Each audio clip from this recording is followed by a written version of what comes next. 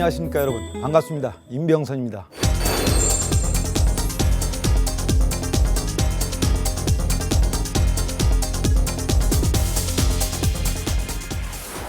오늘 저하고 강의할 부분은 구매원가 이야기에 대해서 말씀드리겠습니다. 일단 제 강의는 4가지 강좌로 개설될 것입니다. 첫째, 제1강의는 원가 및 자산, 원가 자산이 되겠고, 두 번째 강의는 원가 분석을 어떻게 할 거냐, 원가 분석 1. 세 번째 강좌는 원가 분석 2. 그리고 마지막 강좌는 원가 결정 및 어떤 원가 절감 포인트가 뭔지, 그 4가지 과정을 갖고 여러분 만나 뵙겠습니다.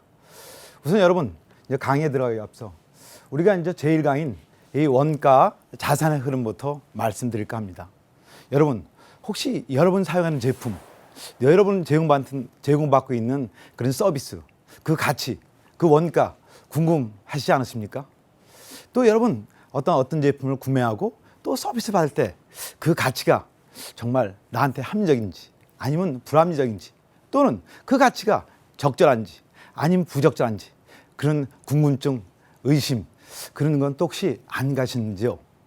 저하고 같이 강의를 하면서 같이 이 원가의 자산을 보면서 그런 의금증, 궁금증 조금이라도 해결되는 시간이 됐으면 좋겠습니다. 강의에 들어가겠습니다. 일단 우리가 이 동반성장 이야기를 안 할 수가 없습니다.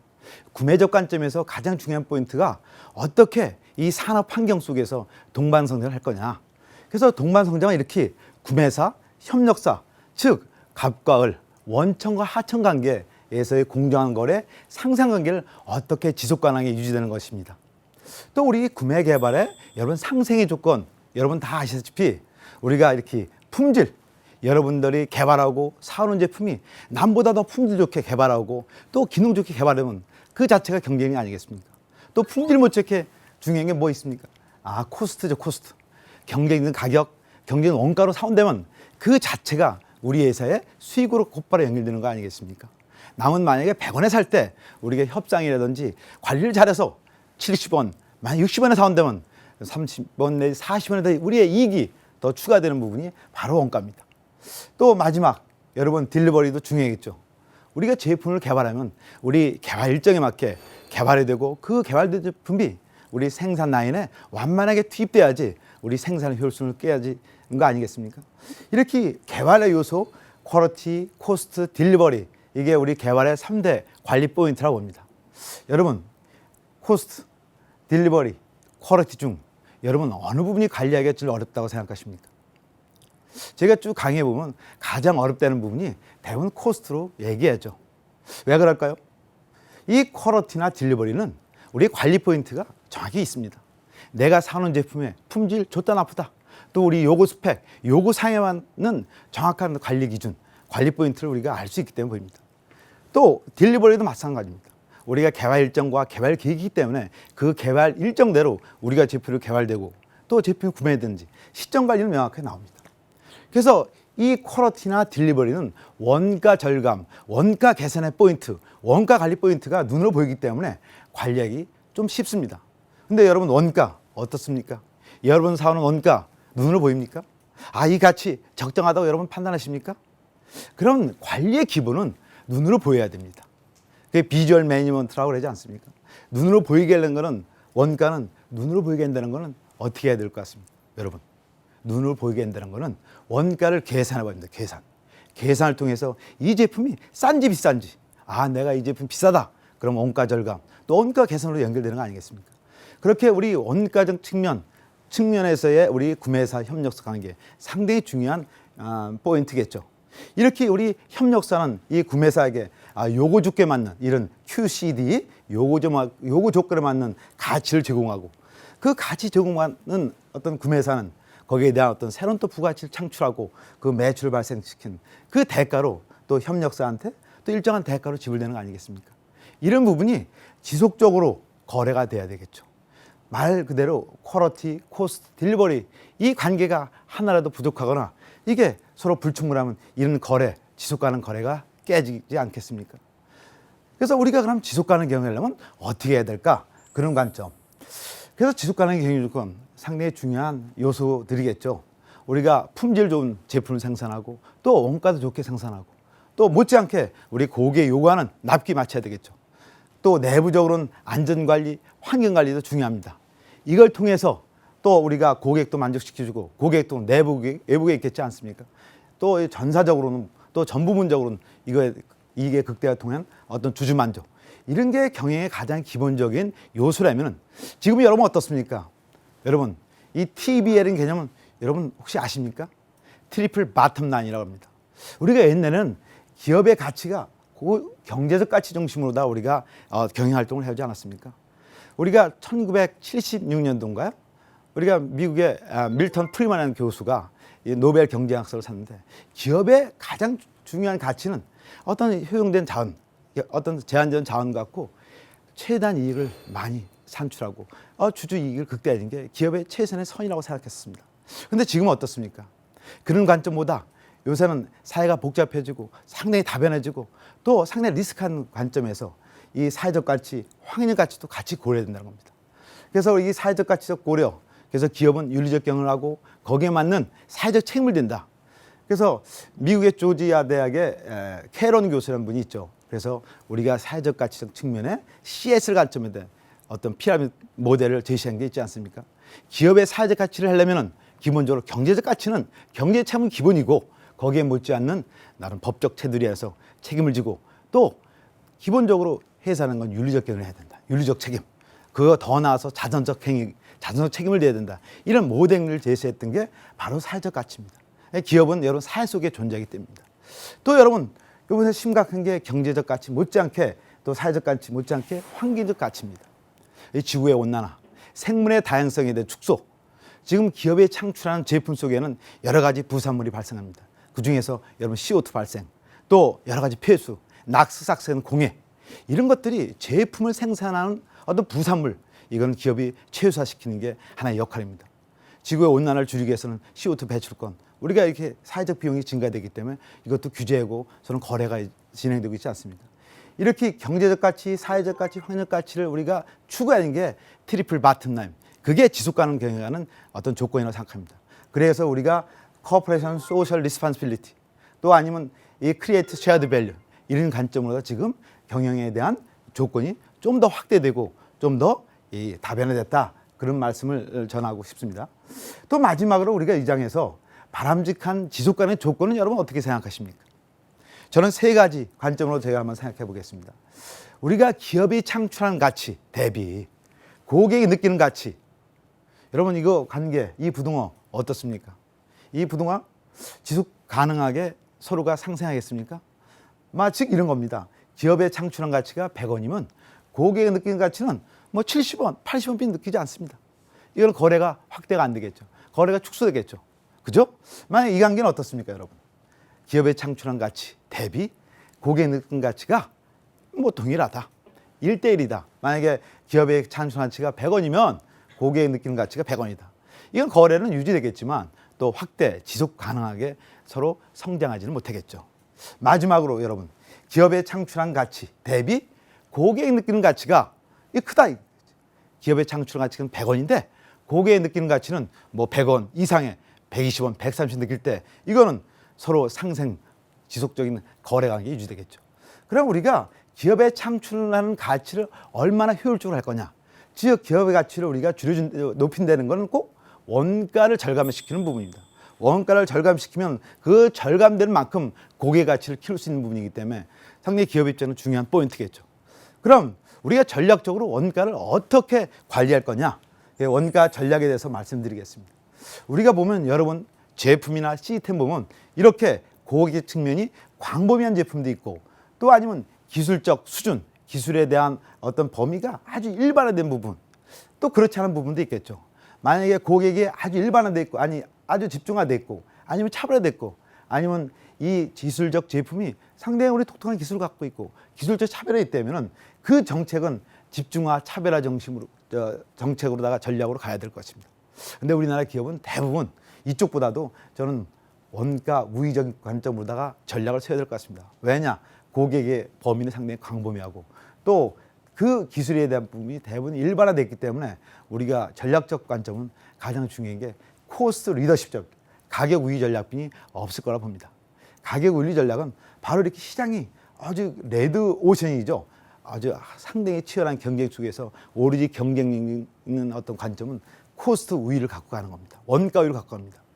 그럼 원가 우위 어떻게 가져갈까요, 여러분? 뭐 옆에서 뭐 표현 냈지만 한번 살펴볼까요? 우리가 전년도의 실적이 7,200억이에요. 거기에 매출 원가 7,128억. 뭐 거의 극단적인 예죠. 99%가 매출 원가니까. 여기에 매출이익은 72억.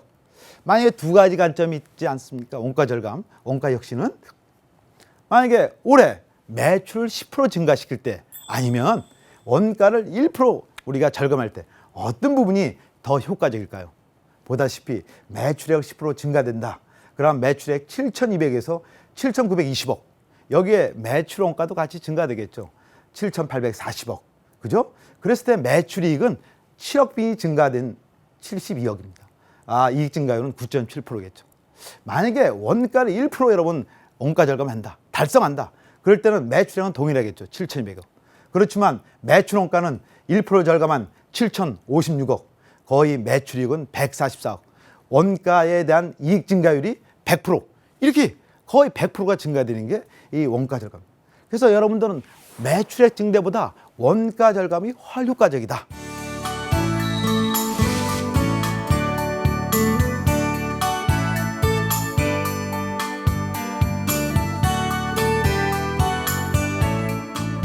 그럼 여러분 원가 절감은 어떻게 할 거냐? 그럼 원가를 알아야 되겠죠. 그럼 원가, 여러분 말 그대로 원가는 한자 그대로 근원적 가치입니다. 근원적 가치. 어떤 제품을 만드는데 근원적 가치를 화폐로 나타낼 거냐? 그래서 재화나 용역을 창출하기 위해서 소비된 가치를 화폐로 나타난 거다.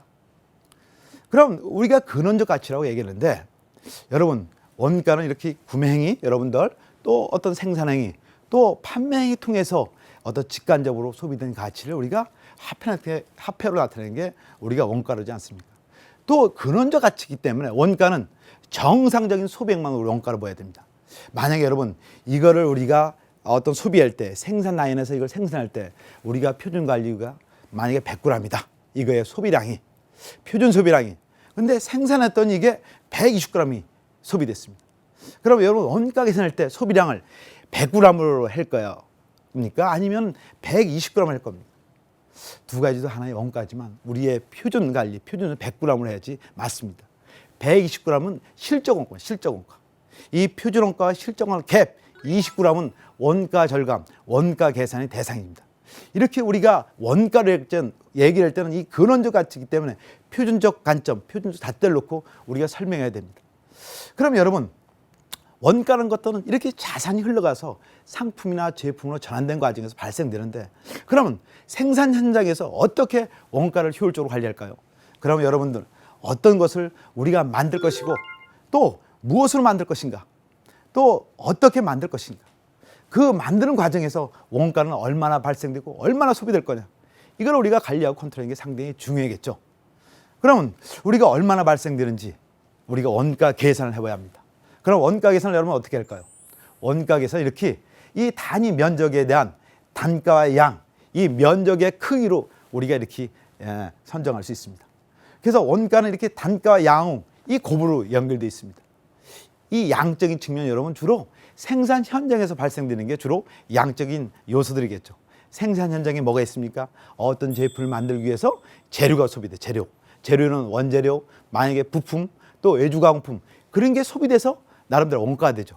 그러면 여러분 그 소비 형태를 얼마나 효율적으로 수위를 좋게 관리하는 게 상당히 중요하겠죠.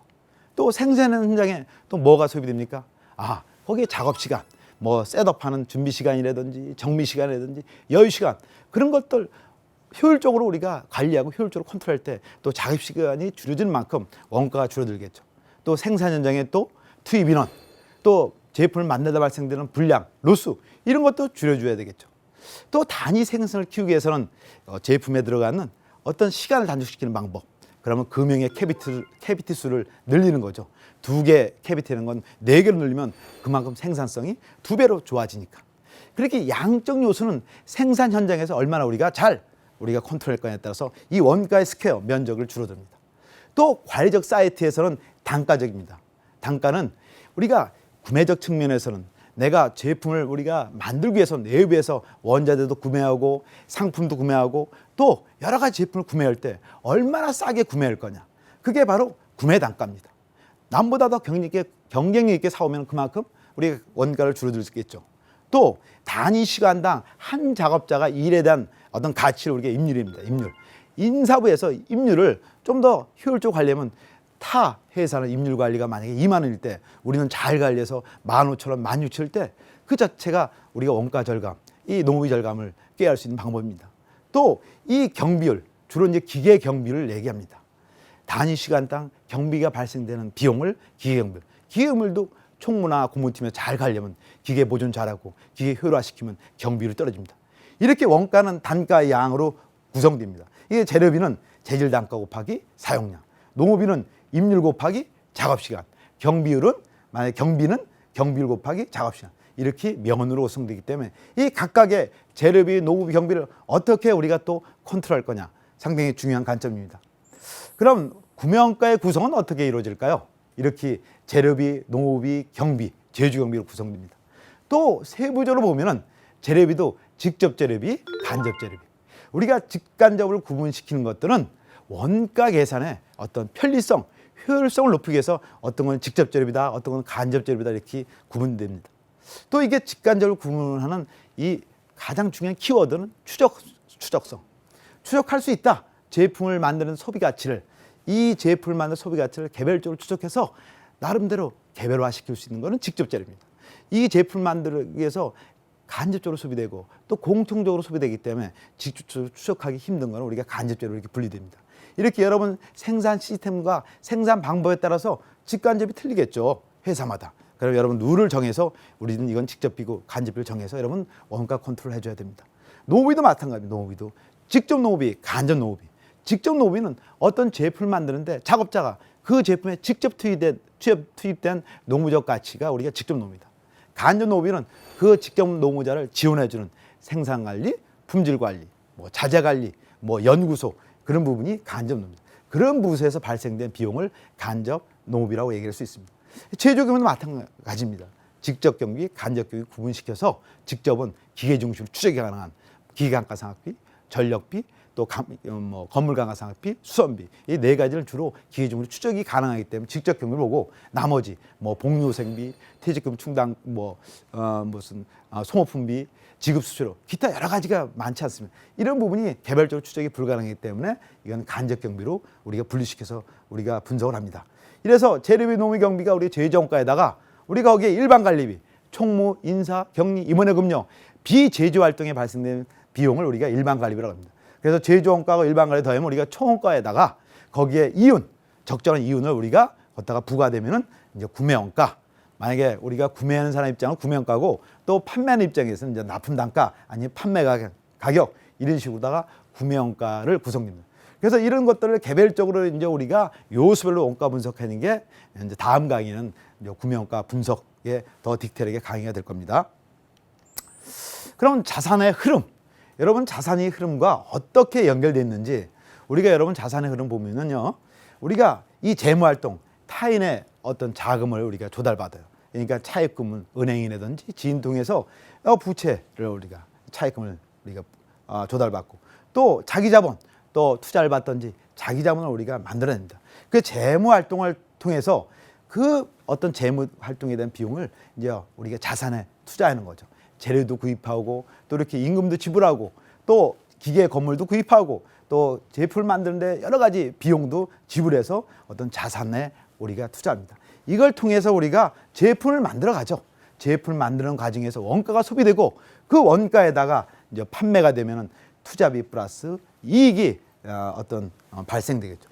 그럼 이익은 어디로 갈까요? 이익은 다시 회수가 돼서 자기 자본의 이익임으로 연결될 겁니다.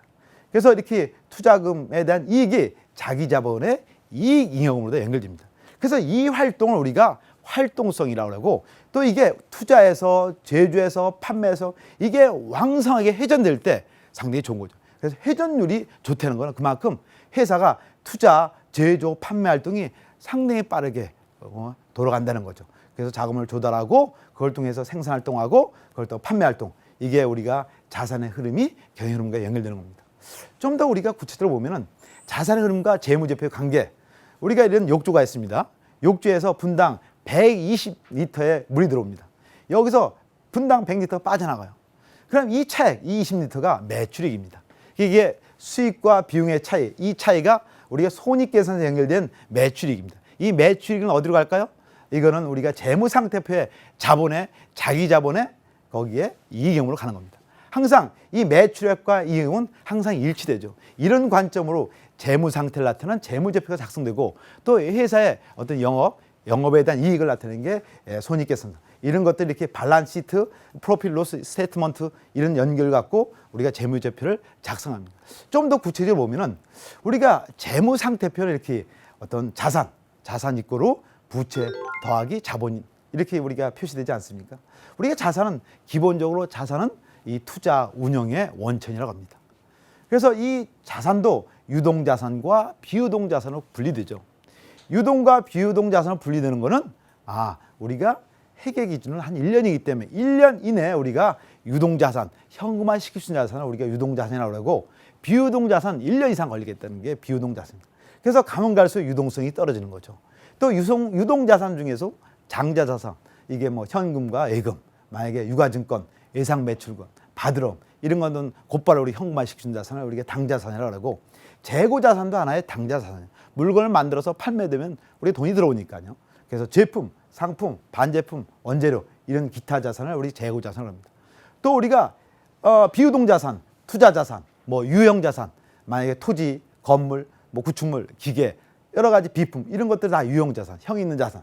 또 무형자산, 특허권, 개발비, 영업권 이런 것도 다 무형자산. 그래서 이 자산은 가면 갈수록 유동성이 떨어지는 거죠. 또 이거에 대한 어떤 투자에 대한 반대적 개념으로다가 우리가 부채, 자본. 부채는 나름대로 타인의 돈입니다. 예비해서 내가 조달받기 위해서 돈을 꺼온 거죠. 그 부채도 유동부채하고 비유동부채. 1년 이내에 내가 갚아야 될 돈은 유동부채고 1년 이상 걸릴 거는 비유동부채겠죠. 유동부채는 지급보험, 예상 매입금, 뭐 단기 차입금, 기타 유동부채. 유동부채가 많다는 건 기업 입장에서는 조금 좋지 않죠. 워킹 캐피탈이라고 그러죠. 어떤 자금에 대한 어떤 압박이 오면은 이 유동부채는 우리가 곧바로 1년에 갚아야 할 돈이기 때문에 이 유동 관리를 잘해야 되겠죠. 재무팀의 이 활동을 열심히 해주는 게 바로 이제 부채 관리겠죠. 비유동부채는 뭐 1년 이상에 우리가 갚아야 할 돈이고 또 이 자본도 자본금을 주로 이제 납입자본을 얘기합니다. 주식 발행 총수 곱하기 주식 액면가액. 거기에 또 우리가 조달받기 위해서 만약에 이 자본 잉여금은 그런 겁니다. 유상증자하면 유상증자에 대한 차액. 그게 이제 주식 발행 초과금이라든지 감자 차익. 이거는 우리가 자본 잉여금이라고 그랬죠. 우리가 제일 중요한 잉여금은 이익 잉여금입니다. 이거는 이렇게 투자해서 어떤 장사를 통해서 우리가 만들어준 이익은 이 이익입니다. 순이익 대표적으로. 뭐 이익 잉여금, 법정 적립금이 이익입니다. 이 잉여금은 우리가 또 유보금이라고 그러죠. 유보금. 기업이 잉여금이 많을수록 그만큼 회사가 건실화되겠죠. 또 자본 조정. 이렇게 이제 우리가 재무 상태표를 이렇게 표시됩니다. 또 하나 우리가 손익계산서는 항상 제조원가 명세서를 같이 연결시켜서 보아야 됩니다. 손익계산서 제조원가 명세서는 이렇게 재료비 노무경비 단기 제조 비용에다가 여기 기초 재고분 재고에 더해서 기말 재고를 빼주면 그게 완성품 제조원가입니다. 이 완성품 제조원가가 판매되면 이게 매출원가로 바뀝니다. 그러니까 매출액 1,000원이면은 기초 제공품 재고에 100원, 또 완성품 제조원가 이쪽으로 전환되니까 900원에다가 기말 제공품 2번 빼주면 800원, 매출 총액은 이렇게 200원이 발생되는 겁니다. 그렇게 항상 손익계산 볼 때는 제조가 명세서와 같이 연결시켜서 우리가 해석해야 됩니다. 이렇게 오늘 원가와 이 자산에 대해서 여러분 같이 공부했습니다. 여러분 저희 강의 어떻게 생각하십니까? 좀 잘 들으셨습니까? 이게 원가, 자산이 어떻게 연결돼서 이 재무제표 연결되는 관계를 공부했습니다. 다음 강의는 좀 구체적으로 요소별로 원가 분석하는 방법을 공부하겠습니다. 그래서 재료비, 농후비, 경비, 일반관리비, 재료관리비 그 이윤. 그래서 다음 강의를 기대해 주십시오. 여러분 수고하셨습니다.